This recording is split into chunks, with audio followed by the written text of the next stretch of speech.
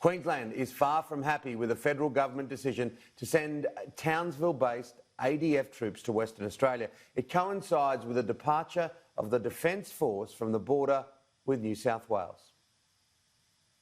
A mighty effort by Queensland's emergency services as the state reopens to more of northern New South Wales. I understand there were some queues at the border yesterday, and I think people waiting in those lines trying to get away for the long weekend, they should reflect on the fact that they would not be waiting as long if Scott Morrison hadn't politically withdrawn the army from that effort.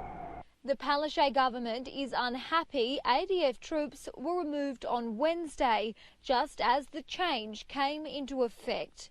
The Premier requested Defence Force personnel stay until mid-October.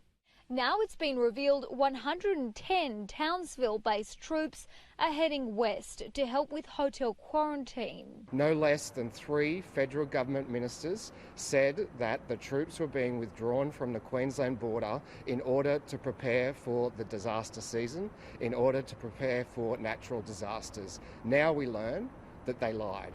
Queensland is set to reopen to all of New South Wales on November 1, the day after the state election, provided there are 28 days without a linked case of coronavirus. Saturday marked day 8.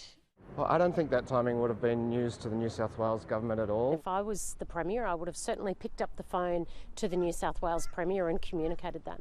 Stephen Miles is accusing the federal government of using the Defence Force as a bargaining chip. But the Deputy Prime Minister has told Sky News it's the Queensland government which is using borders for political gain. I appreciate that Queensland has an election on October 31 and lo and behold, opening the borders the very next day. Some might say that's not a coincidence. It is a political decision taken by Annastacia Palaszczuk. Julia Bradley, Sky News.